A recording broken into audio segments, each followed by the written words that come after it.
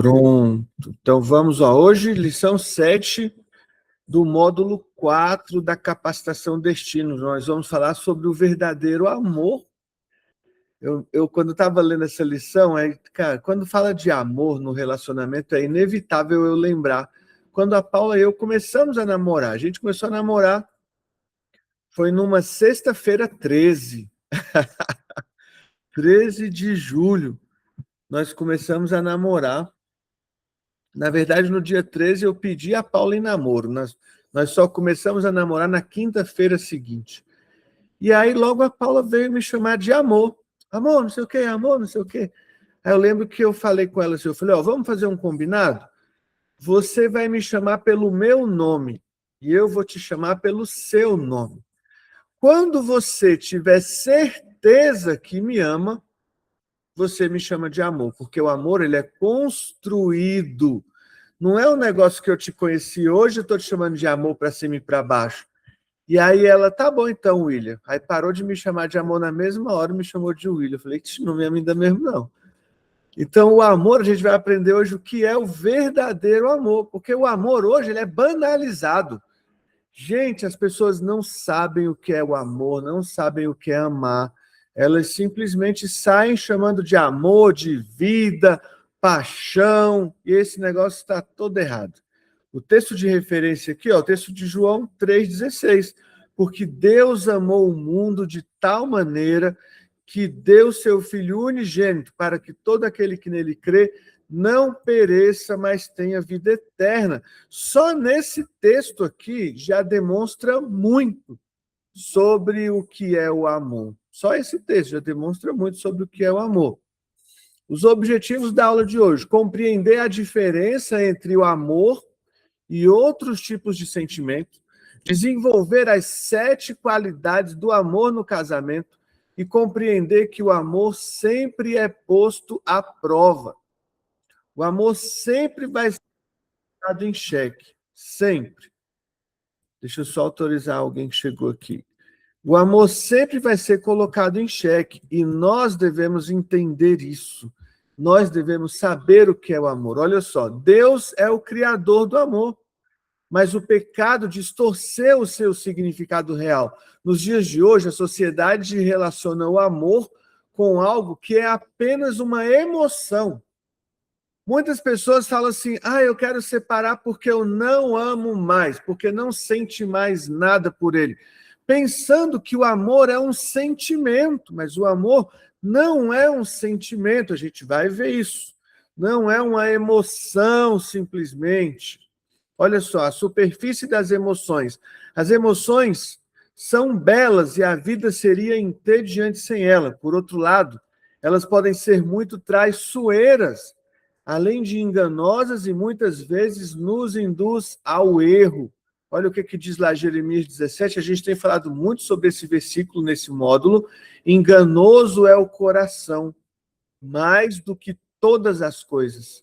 Se o coração é enganoso, como eu vou viver a partir de emoções que são produzidas pelo coração? Se o coração não é esse órgão que está batendo. Geralmente na Bíblia, quando vai falar coração, está falando sobre a sede das emoções. Então, se as minhas emoções elas são enganosas, eu posso estar morrendo de alegria aqui agora, e daqui 5 minutos eu estar com extrema raiva, porque as emoções são assim. As emoções elas são muito conduzidas pelo que me acontece naquele momento. Eu não posso acreditar que o amor ele é baseado em emoção. Não posso. Olha o que o apóstolo Paulo fala lá em 1 Coríntios 13. O amor, ele é paciente, ele é benigno, ele tudo sofre, tudo crê, tudo espera, tudo suporta.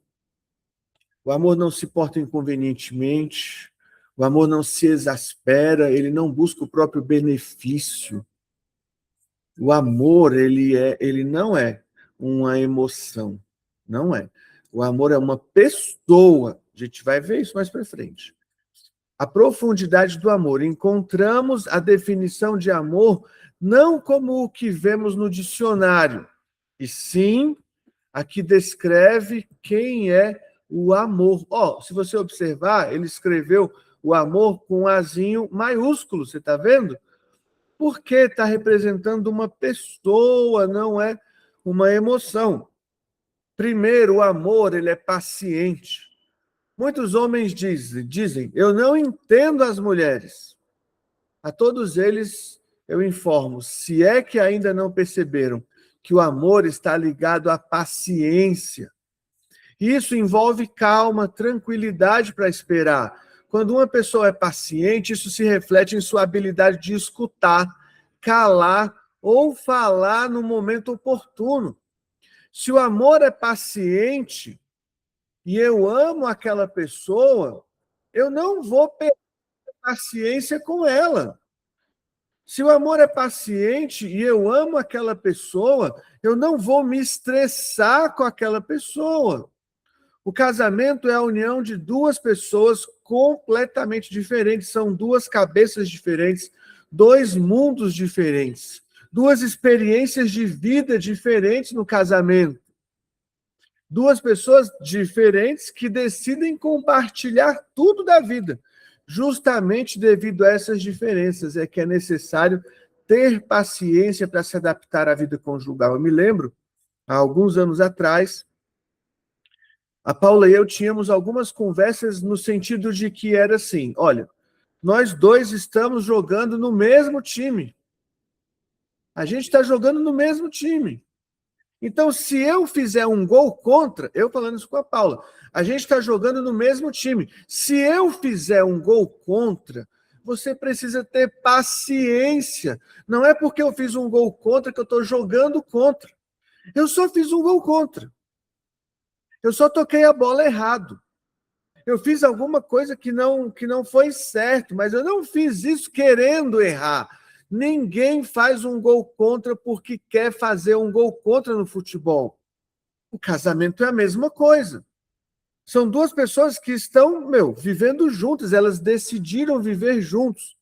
E pode ser que em algum momento a pessoa vai fazer um gol contra. Aí você pode pensar assim, poxa, William, mas já é o 10º gol contra que ele faz só esse mês. Tenha paciência. E ensina, se posiciona. Sabe por quê que muitos casamentos dão errado? Porque as pessoas não se posicionam. Então, olha só, vamos dar o exemplo do futebol. Imagine que tem um jogador que está jogando muito mal. E todos os outros jogadores ficam aceitando aquilo ali livremente? Não. O capitão vai chegar nele, o técnico vai chegar nele e vai falar, olha, fulano, ajeita o teu futebol, ajeita o teu jogo. No casamento é a mesma coisa. Eu vejo que muitas pessoas vivem uma vida ruim no casamento. Por quê? Tem alguém fazendo gol contra e tem alguém sendo conivente, tem alguém aceitando. Tem alguém fazendo gol contra e alguém está aqui só chorando do outro lado. Não, nós vamos ter paciência com a pessoa, mas nós não seremos tolerantes com os erros da pessoa. Vocês conseguem perceber a diferença de eu aceitar a pessoa, mas não aceitar o erro dela? Casamento é muito sobre isso. Não deixe que a impaciência o afaste da felicidade do momento. Aquele que ama tem paciência em tudo. O amor, ele é amável, ele é benigno. A amabilidade é uma atitude de respeito para com a outra pessoa. Se eu amo, eu demonstro esse amor. Eu manifesto esse amor. Você precisa entender que deve tratar os outros do mesmo modo que deseja ser tratado. As palavras e as atitudes são a base da amabilidade. Primeiro, cumprimente. Faça-o sempre com entusiasmo. Cada vez que você cumprimenta alguém, faz com que a outra pessoa se sinta mais próxima. Deixa eu fazer uma pergunta para vocês que são casados aí. Você cumprimenta sua esposa, seu marido, todos os dias?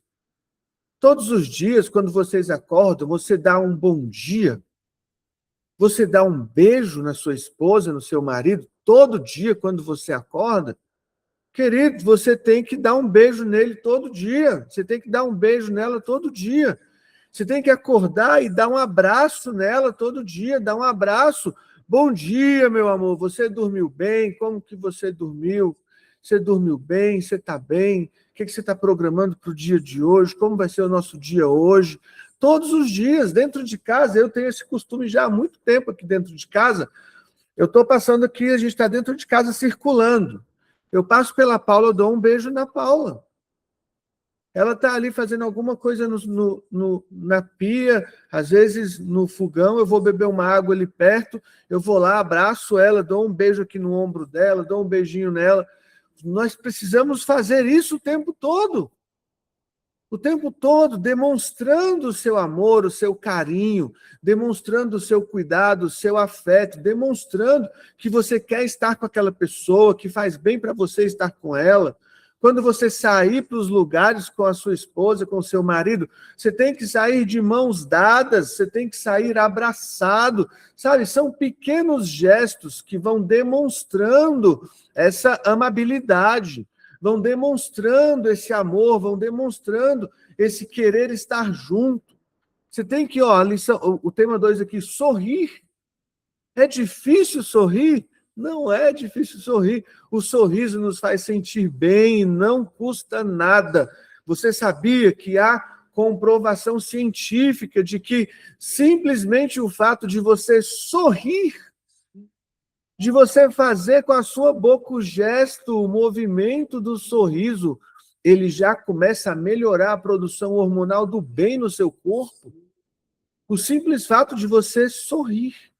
Então, sorria dentro da sua casa, sorria para os seus filhos, sorria para a sua esposa, sorria para o seu marido, sorria para as pessoas que estão ao seu redor. Sorria, desfaz essa cara carrancuda que você tem vivido aí. Se você tem uma cara carrancuda, desfaz isso. Vigie as suas palavras. A crítica é uma das armas mais nocivas, mais perigosas, mais venenosas. Evite criticar.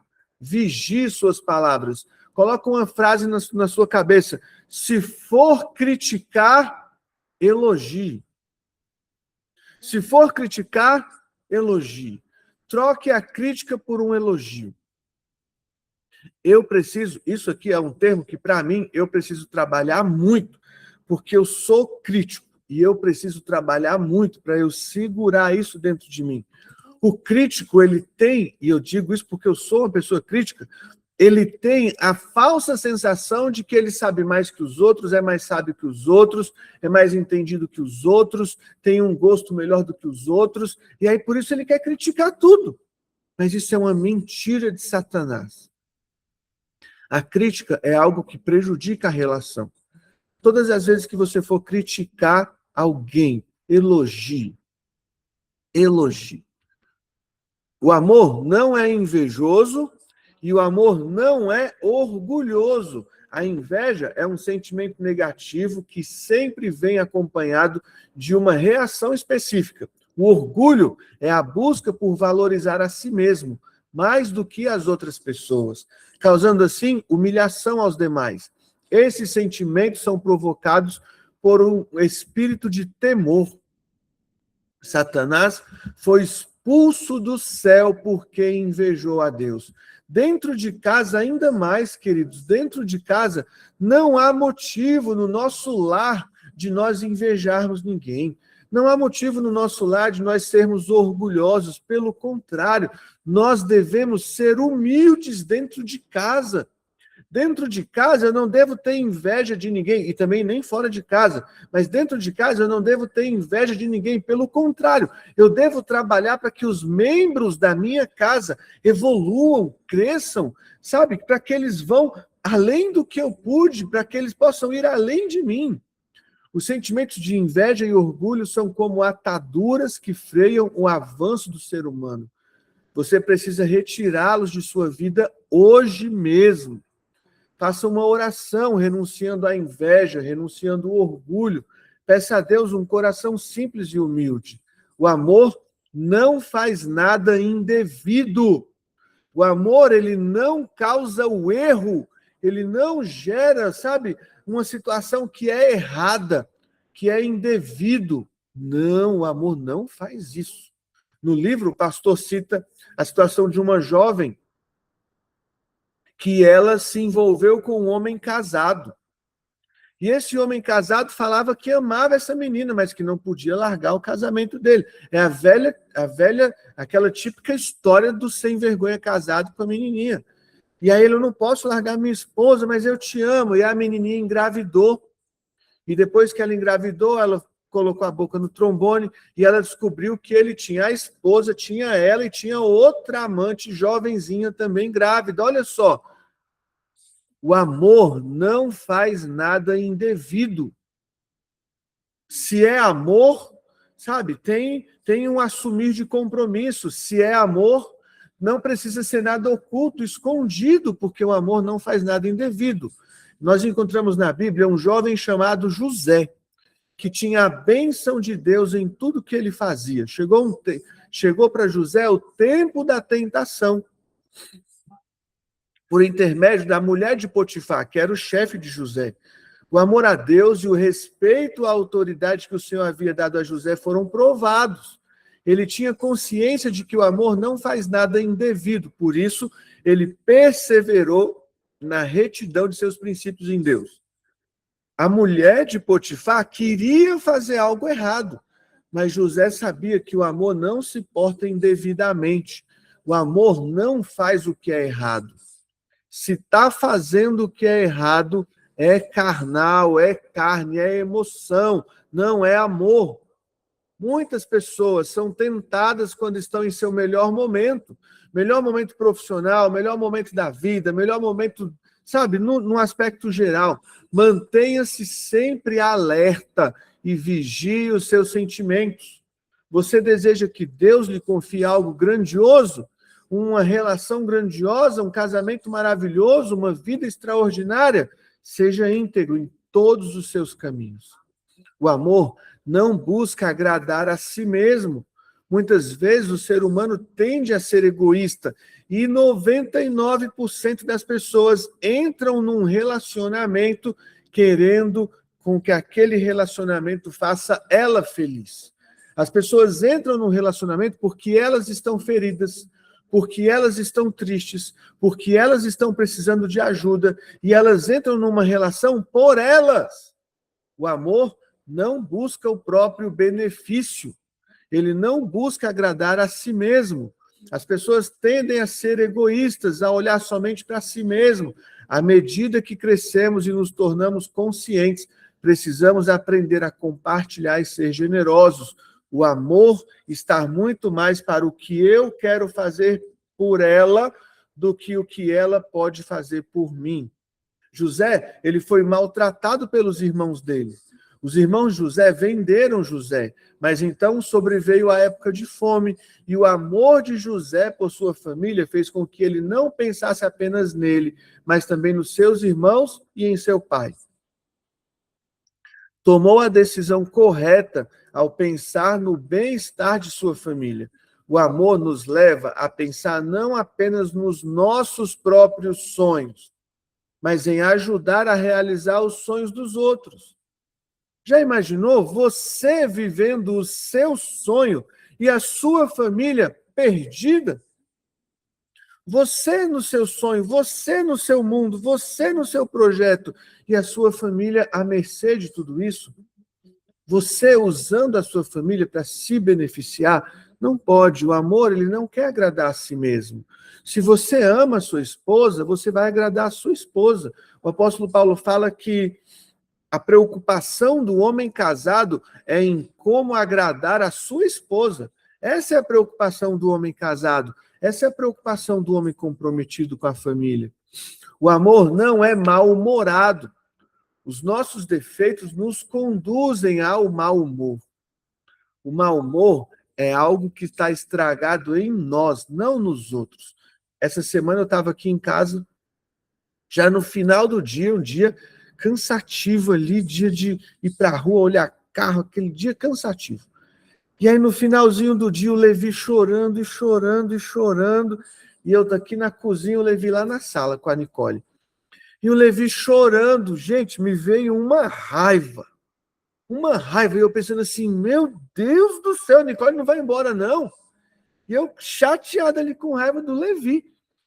E aí, na mesma hora, eu falei bem assim para mim mesmo. Eu falei, olha, você pode ficar com esse sentimento ruim por ele, ou você pode ir lá brincar com ele e aproveitar ele. Qual que é o melhor? Eu conversando comigo mesmo.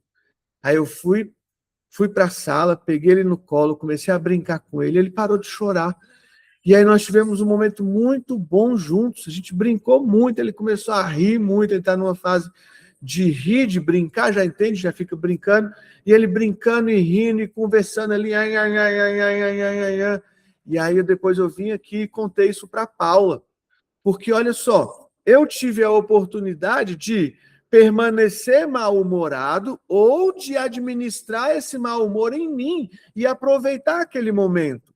Vocês percebem que o momento era o mesmo? O momento era, eu estava cansado, no final de expediente, já com a bateria bem baixa, e o Levi chorando, o momento era o mesmo. O que mudou foi só a minha disposição emocional, a minha disposição mental. Eu estava mal-humorado, no momento em que eu percebi isso, eu administrei essa emoção em mim, e eu aproveitei aquele momento para brincar com o Levi.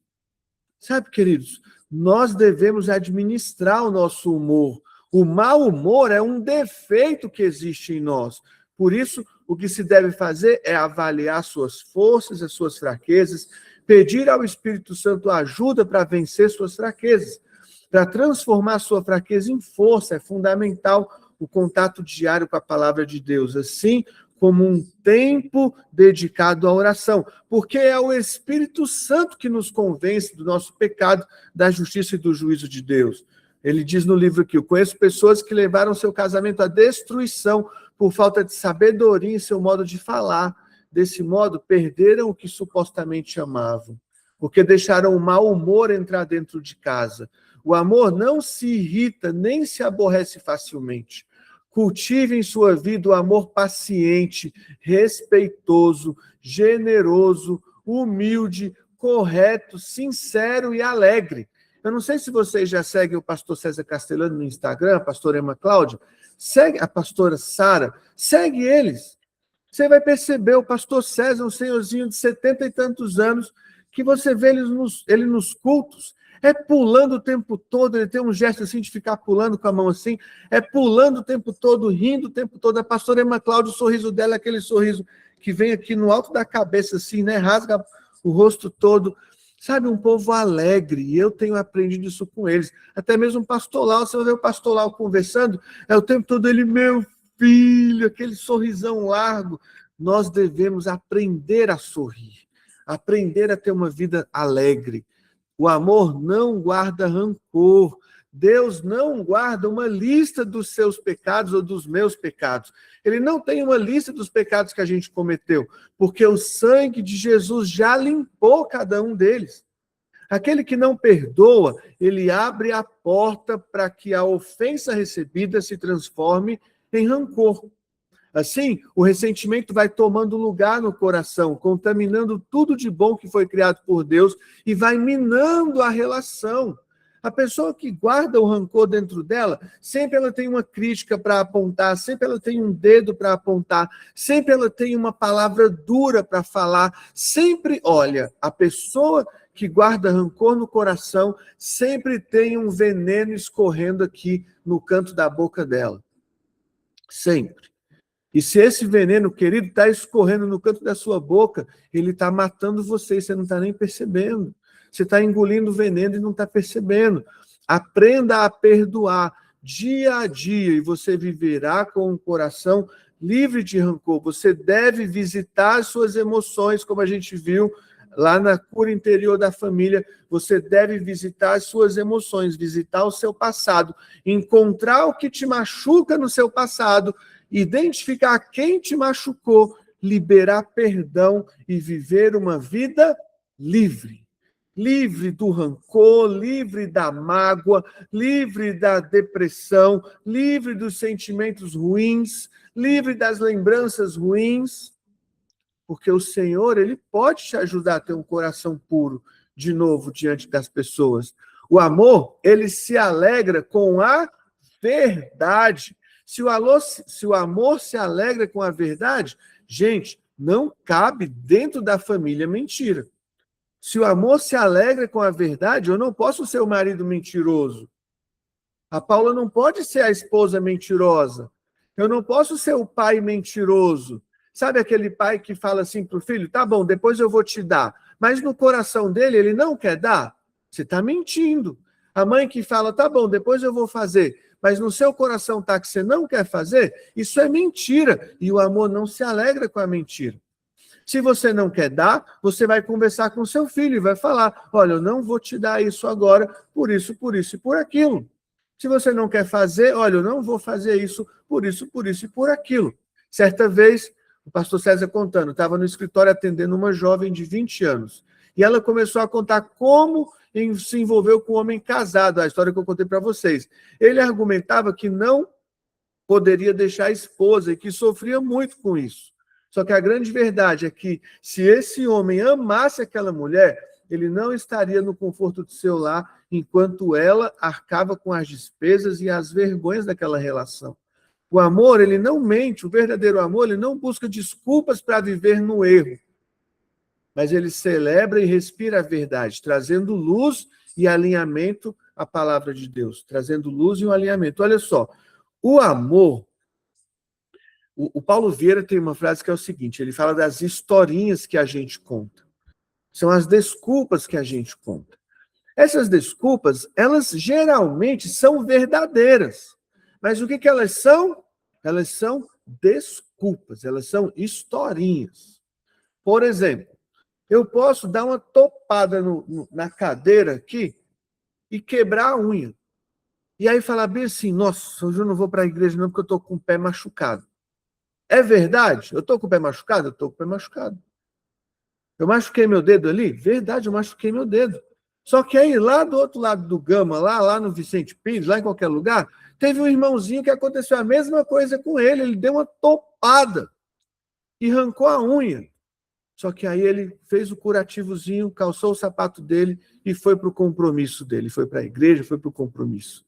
Olha só, os dois viveram a mesma situação. E aquele que não foi, tinha todos os motivos para não ir. Mas ele não pode falar que ele não... eu não pude ir porque o meu dedo machucou, porque o outro foi com o dedo machucado. Vocês conseguem entender o que é a desculpa? A desculpa é algo verdadeiro, aconteceu, mas não justifica o mal, não justifica o erro, não justifica a mentira. O amor tudo perdoa e tudo crê. Tudo perdoa está ligado às coisas externas. Porque eu vou perdoar aquilo que me foi feito externamente. Eu vou perdoar ao que erraram contra mim. E tudo crer está ligado a atitudes internas. Eu vou crer internamente para manifestar externamente. Eu vou perdoar o que me fizeram fora, o que começou fora, eu vou perdoar dentro. O amor cobre multidão de pecados. Não é o sentimento frágil do mundo, mas uma decisão firme de perdoar, assim como nós fomos perdoados por Deus. Uma blindagem contra a ofensa. O amor confia. Ele escolhe ver o potencial redentor na outra pessoa através das lentes de Jesus Cristo. É a fé traduzida em relacionamento conjugal, sem dar espaço para a suspeita e a desconfiança que afundam o lar. O amor precisa acreditar. Sem confiança entra o ciúme. Sem confiança entra a dúvida, entra o medo. Sem confiança entra a semente do inimigo no ouvido do cônjuge, no ouvido do pai, no ouvido do filho. Nós devemos confiar. O amor, ele tudo espera. Abraão foi um dos homens mais admiráveis da história. Sua vida serviu de grande inspiração. A fé sabe esperar o tempo de Deus, a fim de que se cumpra o que ele prometeu. O amor espera, queridos. pacientemente. O amor suporta a adversidade. Ninguém tem maior amor do que este, de dar a alguém a própria vida em favor de seus amigos. Esse texto de João 15 é muito bonito, porque Jesus, ele vira para os discípulos e fala assim: eu não chamo vocês mais de discípulos, eu chamo vocês de amigos. E ele convida os discípulos a dar a vida por outros amigos, mostrando o que é o amor. Jesus nos mostrou a maior prova do verdadeiro amor na cruz do Calvário, onde suportou e venceu as adversidades por todos nós. O verdadeiro amor sabe vencer os obstáculos. O amor nunca deixa de existir. Se pudéssemos substituir a palavra Deus por outra palavra para nos referirmos ao nosso Criador, essa palavra seria amor. O amor genuíno é eterno, não tem princípio nem fim, e suas dimensões são tão grandes que somente somos capazes de compreendê-las se estivermos firmados nesse amor. O amor que nunca deixa de existir é o amor de Deus, aquele que sempre dá primeiro, permanece fiel e nos torna pleno em todas as áreas da nossa vida. Nós devemos copiar a forma de Deus amar. Concluindo a nossa lição, a nossa 7ª lição, para ter em nós cada uma das qualidades do amor, nós precisamos agir com determinação, amar de todo o coração, com toda a alma e com todas as forças, amar a nós mesmos, demonstrar esse amor aos demais. E isso não é um sacrifício, porque no amor eu não busco o meu próprio benefício, eu busco o benefício do outro. Podemos discernir entre o amor genuíno e qualquer outra espécie de sentimento. Quando o amor do Pai preenche o nosso vazio interior, estamos preparados para estabelecer relacionamentos, amizade, namoro, casamento, saudáveis. Quando eu sei que eu sou filho amado, quando eu compreendo a dimensão do amor de Deus, eu estou apto a amar. Eu estou apto a viver relacionamentos saudáveis. Agora deixa eu mudar aqui para a nossa outra aula. Aula 8, módulo 4. Olha o tema legal. 7 passos para um namoro bem-sucedido. Meu Deus, não é legal assim? Você já teve a oportunidade de aprender sobre namoro? Aprender sobre seu pai, sobre seu marido. Gente, é muito tremendo esse módulo, muito tremendo mesmo. Olha o que diz aqui em Provérbios. A casa e os bens vêm como herança dos pais. Vamos ler esse restante aí juntos? A casa e o bem vêm como herança dos pais, mas do Senhor, o que vem do Senhor?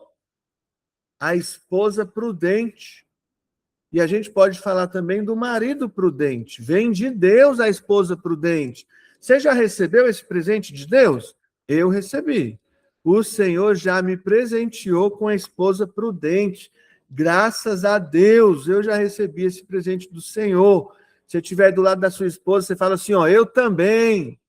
Se você estiver do lado do marido, você fala, eu também recebi, graças a Deus. Já dá uma trabalhada aí.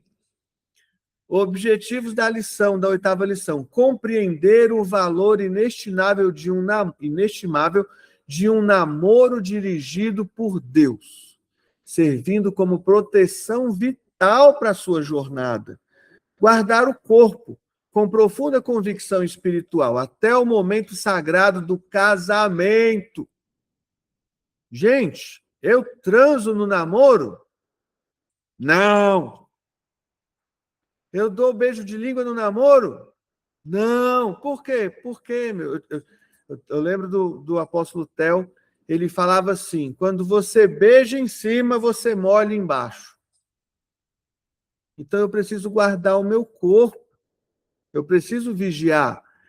Outra lição, outro objetivo, reconhecer o valor exclusivo no Criador.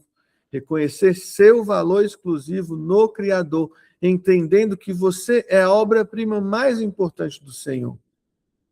Olha só, hoje em dia, Os relacionamentos frequentemente começam motivados pela atração física. Eu começo a namorar se eu acho bonito, se eu acho bonita. Nossa, tem um peitão, nossa, tem os pernão. Nossa, esse aí tem dinheiro, vou começar a namorar com ele. A gente começa a namorar pelos olhos hoje em dia. Não deveria ser assim, não deveria ser assim. Devido a essa fragilidade estrutural e a falta de maturidade, muitas pessoas acabam expostas a feridas emocionais severas, porque elas estão querendo iniciar uma relação com as lentes da carnalidade. Para estabelecer uma união sólida, é fundamental retornar aos princípios da criação. Precisamos compreender como Deus respondeu às perguntas sobre o matrimônio, voltando às origens no livro de Gênesis. Essa fase deve ser o alicerce onde a vontade divina se manifesta de forma clara. Olha só. Vocês lembram do relato lá de Gênesis, né, da criação? Foi Adão que decidiu procurar uma mulher ou foi Deus que decidiu procurar uma mulher para Adão? A iniciativa da união conjugal partiu de Deus.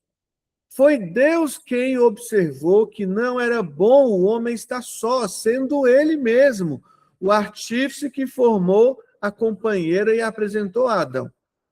Deus viu que não era bom que Adão estivesse só. Deus preparou a mulher para Adão. Deus levou a mulher até Adão. Deus apresentou os dois. Deus fez o trabalho. O objetivo primordial não se resume a casar, mas realizar tal união em absoluta obediência ao plano de Deus. Só que as pessoas, elas estão fazendo diferente disso. Elas estão à caça, elas, sabe? E não que você não precise procurar a sua Eva, mas você deve procurar a sua Eva no coração de Deus. A área sentimental representa um tesouro precioso, devendo ser resguardada contra os enganos terrenos. Paulo alerta sobre as mentes cauterizadas que se deixam conduzir por diversas paixões. Sabe, queridos, nós temos que ter cuidado com as nossas emoções para nós não agirmos por emoção, não agirmos por sentimento carnal, não agirmos por coisas que não vêm de Deus, porque isso vai nos levar para uma barca furada, evitando naufrágios sentimentais. A desilusão amorosa pode ser totalmente evitada ao aplicarmos as coordenadas bíblicas em nossa conduta. Primeiro, sendo obedientes à palavra de Deus. Salmo 119, lâmpada para os meus pés é a tua palavra e luz para os meus caminhos. Se eu estou procurando viver uma relação com alguém, estou conhecendo alguém, eu vou buscar viver com esse alguém como a palavra me ensina que eu devo viver. Rejeitando os julgos desiguais. Lembra que a gente falou ontem sobre nossa menininha lá, filha do... Que teve o caso de Siquém? Qual era o nome da menina? Vocês lembram? Da menina de ontem? Quem lembra aí o nome da menininha de ontem? Que foi estuprada por Siquém lá. Filha de Jacó. Enfim, vocês lembram quem é a menina? Vocês lembram do caso dela? Ela foi andar com um povo que não era povo dela. Ela foi andar com um povo que não era dela. O que é o julgo desigual? É você se aliançar com alguém que não está na mesma... Acho que é Diná, né, William? Oi? Acho que é Diná, né? Alguma coisa assim. Isso, Diná, ela mesma. Então, olha só, a Diná foi andar com um povo que não era povo de Deus. O que aconteceu com ela? Foi abusada. Ela foi abusada. Julgo desigual é quando você está querendo se relacionar com alguém que não é da mesma fé que você. Você está querendo viver uma vida em santidade, mas a pessoa não está querendo viver uma vida em santidade. Você tem compromisso com Deus, a pessoa não tem compromisso com Deus. Você tem compromisso com a sua liderança, a pessoa não tem compromisso com liderança. Você tem compromissos na igreja, a pessoa não tem compromisso na igreja. Você tem compromisso com a sua família.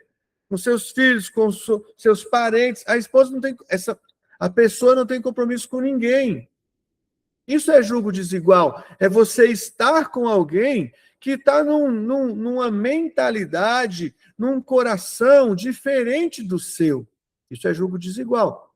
Provando os espíritos, avaliando as reais intenções e o caráter espiritual da pessoa.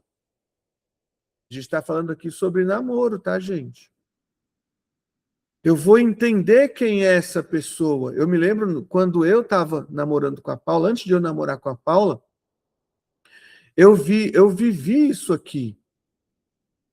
Eu tinha outras meninas ali na escalação para a Copa, só que eu pensei assim, essa aqui, ela não está me levando para perto de Deus, não. Essa aqui não está me levando para perto de Deus, não. Essa aqui não está me levando para perto de Deus, não. Olha, essa aqui, se eu falar com ela, vamos para o pecado, ela fala, demorou. Opa, isso eu lá, tá, gente? Com 19 anos. 18 anos, que eu fiz 19 anos, já namorava com a Paula, com 18 anos. Eu vendo aquelas meninas e eu falando, opa, essa aqui não está me levando para Deus, não. Essa aqui, Senhor, e eu orando, Senhor, essa menina aqui não é de Deus para mim, não.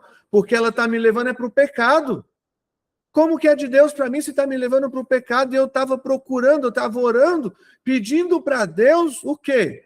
Uma esposa, uma mulher de Deus para mim. E aí eu abandonei as outras prováveis e pensei, a menina de Deus para mim é a Paula. Porque a Paula é de Deus, a Paula é da igreja, a Paula é santa. É a Paula, eu lá com meus 18 anos. Sabendo esperar, reconhecendo que há um tempo determinado para todo propósito. Eu não vou avançar etapas, gente. Avançar etapas é você se render às emoções, é você se colocar em xeque-mate. Creia no propósito de Deus para você. Passo 2. Os pensamentos que o Senhor tem a seu respeito são de paz e prosperidade. Grande parte dos conflitos e sofrimentos emocionais acontece quando as pessoas operam sem a bênção do Todo-Poderoso. Quando elas deixam o sexo ser o Deus delas. Quando elas deixam a carnalidade ser o Deus delas. O desespero emocional ser o Deus delas. Elas não confiam em Deus. E elas acabam se entregando a relações que as afastam de Deus. Entregar o coração ao governo celestial significa renunciar à ansiedade carnal. É necessário confiar em Deus. É necessário confiar que Deus prepara o melhor cenário enquanto nós aguardamos pacientemente. Descanse na certeza de que o capitão de sua vida guiará os seus passos rumo à pessoa certa. Tem gente que não dá nem oportunidade para Deus criar a Eva dele. Tem mulher que não dá nem oportunidade para Deus trazer o homem de Deus para a vida dela. Porque eles já saem atirando, sabe? Lembra aqueles filmes do Rambo? O Rambo pegava aquela metralhadora que não acabava nunca a munição dela, e era o filme inteiro o cara com aquela metralhadora atirando ali. Tem gente que é assim, sai atirando para todos os lados e não dá nem a oportunidade de Deus apresentar a pessoa certa para ele ou para ela. Nós devemos confiar em Deus, buscar a resposta em Deus para o nosso relacionamento. Consagre totalmente o seu corpo a Deus. A integridade física é um mandato inegociável. O corpo do cristão atua como templo exclusivo do Espírito Santo, exigindo respeito e santidade em todas as interações afetivas. Imagine só, gente, eu sou o templo do Espírito Santo, meu corpo, ele é templo do Espírito Santo. Aí eu vou entregar o meu corpo ao pecado, por conta da carnalidade, porque eu não sei esperar o tempo certo de Deus, eu não sei esperar o casamento, eu não sei esperar o momento propício. A pureza durante a fase de conhecimento mútuo assegura um matrimônio livre de contaminações, culpas ou bagagens destrutivas. Manter esse padrão demonstra maturidade, domínio próprio e honra a Deus. Essa postura verdadeira serve como um escudo forte contra as tempestades da imoralidade moderna. Sabe, hoje, por que que as pessoas querem namorar? Principalmente os adultos. Principalmente aqueles que já tiveram outras relações. Por que que eles querem namorar? Porque eles querem transar, gente. Eles querem saciar o desejo deles ali. E isso é a pior besteira, sabe por quê? Porque você já começa uma relação com alguém que você ainda não conhece, se envolvendo emocionalmente. Você já começa do jeito errado. Olha, isso que o pastor César escreveu aqui, de durante a fase de conhecimento, assegura um matrimônio livre de contaminações, culpas ou bagagens. Isso é tão tremendo, só que as pessoas não conseguem entender isso, por isso se afundam. Por isso é que a menininha está namorando, ou às vezes já o cara mais velho, a pessoa mais velha, está começando a namorar ali, e aí ele está vendo que aquela pessoa é toda errada. Ela está vendo que aquele homem é todo errado, mas já se contaminou, já se encheu de emoções. E aí o que acontece? Por conta da carnalidade, do prazer de agora, ele vai aceitando, ela vai aceitando, e aí vai prolongando aquele relacionamento, entra num casamento, daqui a pouco separa. Por que separou? Porque não soube se guardar agora na fase do namoro. Por que que deu errado? Porque não soube se guardar na fase em que está conhecendo. Esteja preparado para a morte e a ressurreição. A ressurreição ocorre quando o Pai vivifica uma união purificada, baseada no amor ágape, no amor eterno e na doação recíproca. O afeto autêntico suporta as provas do tempo, aceitando abrir mão de desejos imediatos para colher frutos duradouros de um compromisso estabelecido debaixo da graça de Deus. Aplicar esse conceito nos relacionamentos significa crucificar vontades egoístas, caprichos e expectativas irreais. É imprescindível submeter o egoísmo ao poder transformador da cruz de Cristo. Por isso que na nossa igreja, o que é ensinado? Que é ensinado que quando começou eu quero casar com fulano, começou o namoro, então vocês vão orar por um tempo, sem estar juntos sozinhos, sem andar juntos no carro, sem sair juntos sozinhos, sempre com alguém do lado, sempre com alguém para proteger e preservar a santidade de vocês. Eu decidi que é com ela mesmo que eu quero casar, é com ele mesmo que eu quero casar. Então marca o casamento e até o primeiro beijo é dado no altar, no casamento. Por quê? Para preservar emocionalmente os dois. Sabe, esse tempo de santidade durante o namoro é a maior oferta a Deus que você pode dar pelo seu casamento, pelo seu relacionamento. Por isso que a nossa igreja conduz as coisas assim. Cultive boas amizades, um compromisso próspero raramente nasce de paixões repentinas. Ele germina a partir de laços fraternos sólidos. A amizade permite observar o comportamento, as reações e os princípios da outra pessoa sem a pressão romântica. Outro grande erro de quem começa a namorar. Conheceu hoje, nem conheceu direito, já está namorando, beijando, aí já se envolveu. Aí você já começa a ficar cego, ficar cega para os erros das pessoas. Então eu só vou encontrar quem é perfeito, eu vou namorar quem é perfeito. Não, mas existem erros que você vê que são intoleráveis. Mas se a pessoa estiver mergulhada pelas emoções, ela vai acabar aceitando, como a gente vê isso todos os dias. Cercar-se de indivíduos que compartilham sua visão fortalece sua caminhada. Uma tripulação sábia ajuda a manter o barco no rumo seguro. Invista tempo conhecendo a essência do outro antes de entregar seus sentimentos precocemente. Descobre quem é primeiro. Eu me lembro quando eu estava conhecendo a Paula, Eu estava do meu lado conhecendo a Paula, e ela do lado dela estava me conhecendo. E eu ia para frente da casa dela, a gente ficava lá conversando, e eu ia vendo os papos dela, e ela ia vendo os meus papos. E eu ia percebendo a diferença dela para as outras meninas, e ela ia percebendo a diferença de mim para os outros meninos.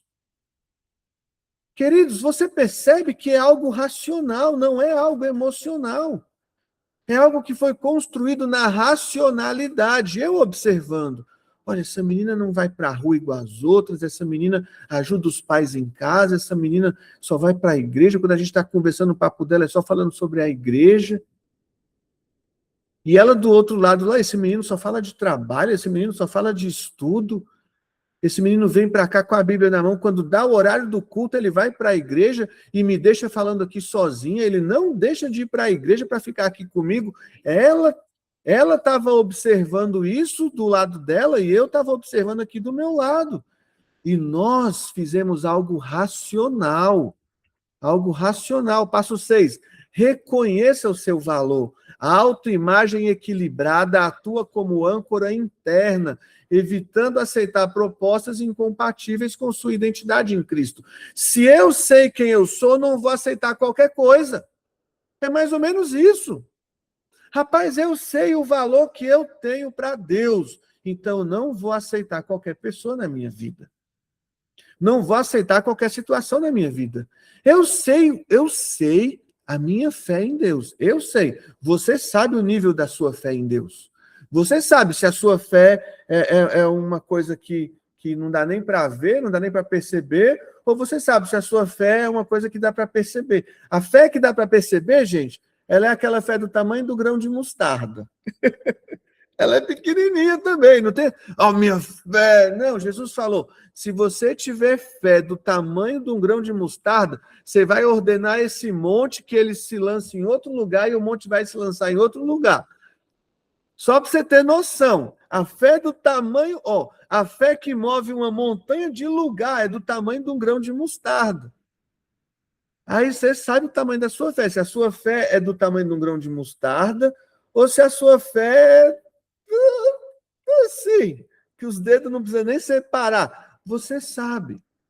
E aí você tem que saber, rapaz, eu sei quem eu sou em Cristo, eu sei a minha fé em Jesus, o quanto eu creio em Deus, eu sei a quem eu vou me entregar, eu sei os convites que eu vou aceitar ou não. Quem desconhece o seu próprio valor, facilmente se sujeita a vínculos abusivos ou medíocres.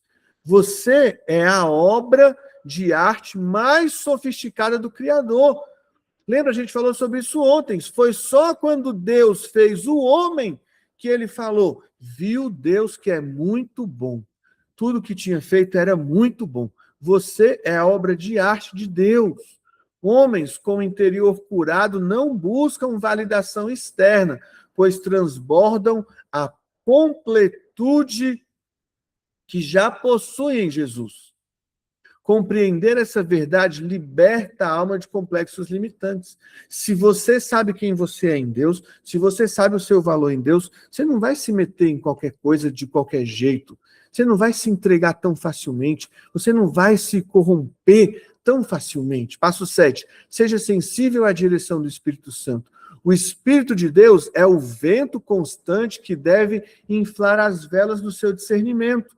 Nenhuma decisão amorosa deve ser tomada sem um profundo período de oração e clareza espiritual. Eu recebo a direção de Deus, não é do meu coração. Eu recebo a direção de Deus, não é lá do meu órgão sexual que vai me conduzir. Não, é Deus que vai me conduzir. Ele testificará no seu íntimo quando a escolha estiver perfeitamente alinhada ao reino de Deus. Aprenda a reconhecer a voz suave do Espírito Santo, desenvolvendo ouvidos atentos para saber exatamente quando avançar, quando recuar ou permanecer ancorado no cais da paciência. Sabe, se você não recebeu um ok muito claro de Deus, e cuidado, queridos, uma coisa que a gente faz tanto, é confundir o nosso desejo com a vontade de Deus. Sabe assim, não, eu senti no meu coração que é de Deus. Eu senti no meu coração que é de Deus. A gente tem que ter tanto cuidado com isso, meu Deus do céu. Resumo dessa lição. O caminho do mundo. O mundo ensina que nós devemos começar pela atração visual.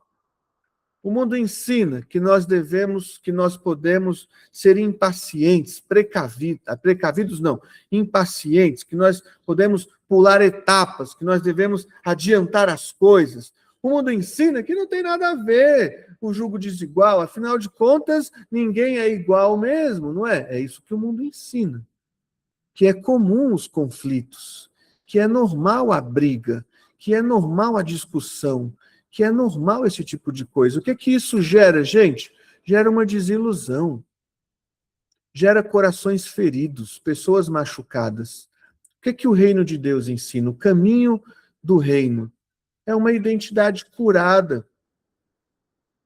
Uma identidade curada, ela gera, ou ela vem a partir de amizades sinceras, consagração das duas partes.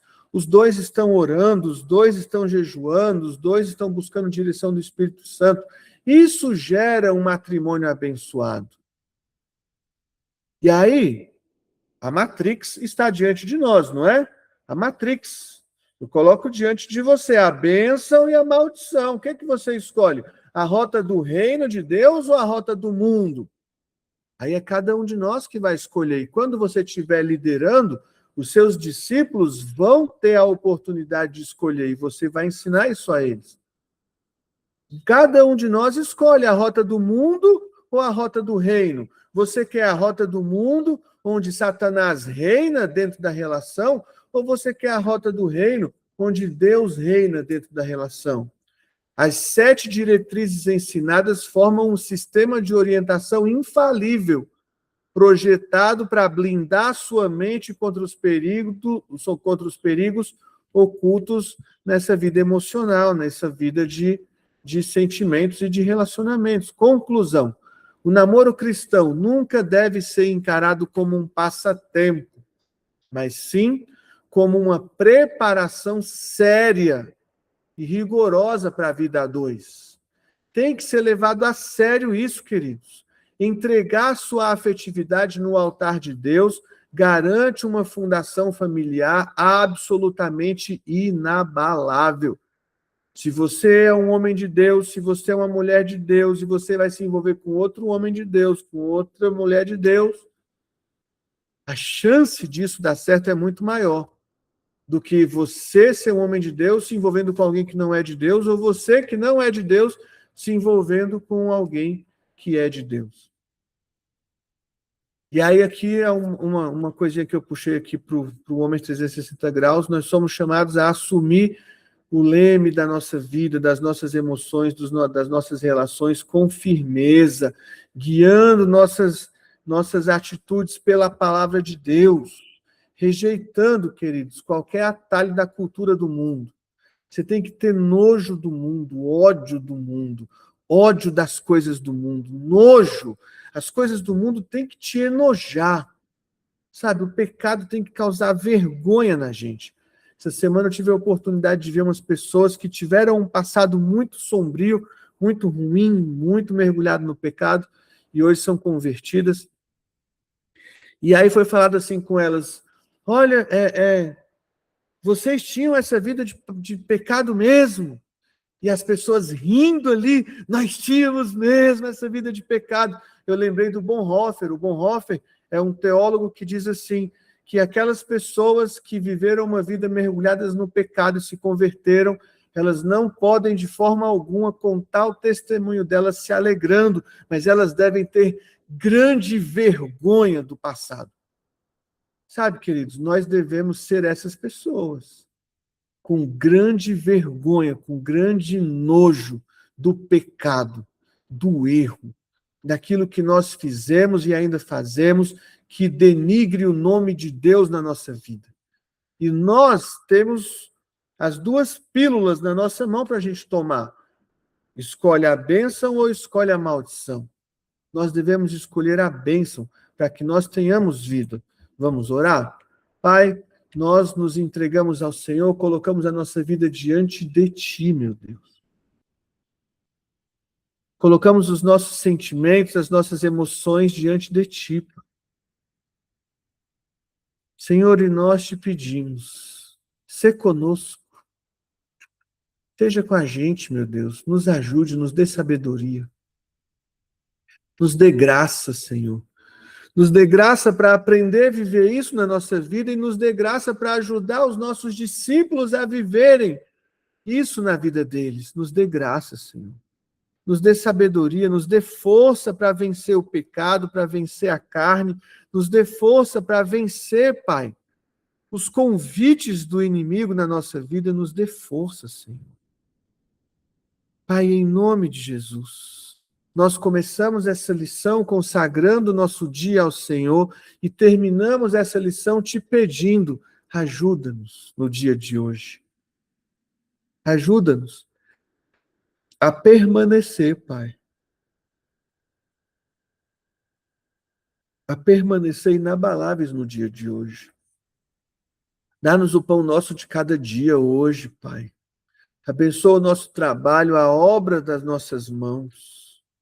Que o sangue de Jesus seja derramado, o sangue das mãos de Jesus seja hoje derramado nas nossas mãos, para que toda a obra das nossas mãos tenha um bom proveito, seja frutífera. Em nome de Jesus. Queridos, que Deus abençoe vocês. Vou mandar o slide no grupo. Que Deus abençoe vocês, que Deus prospere o caminho de vocês. Obrigado por mais um dia. Hoje nós temos macrocélula, vai ser na igreja com o pastor Ricardo. Nós vamos ter a nossa descendência, a descendência do pastor Lucas juntos. Então chegue cedo para você ocupar um lugar legal ali na igreja. Que Deus abençoe. Vai ser na igreja lá dos adolescentes. Que Deus abençoe vocês. E homens, amanhã nós temos a nossa colheita. Nosso jantar de alinhamento dos homens está sendo muito bom ver a movimentação lá no grupo. Já tem mais de 30 homens confirmados, fora nós. Vai ser uma bênção isso, hein? Que coisa tremenda, vai ser maravilhoso. Nós jejuamos até ontem. Você continue orando, continue apresentando a Deus, continue convidando seus amigos, seus parentes, continue insistindo com esses homens, para que eles possam estar ali com a gente, vai ser muito legal. Deus abençoe. Hoje no grupo nós vamos mandar uma distribuição de tarefas e uma distribuição de coisas que a gente vai estar trazendo, vai ser bem leve, tudo bem leve, durante o dia a gente vai estar conversando. Que Deus abençoe vocês, deixa eu encerrar aqui a gravação. Tchau, tchau, tchau, que Deus abençoe vocês, tenham um excelente dia, um dia de vitória, em nome de Jesus.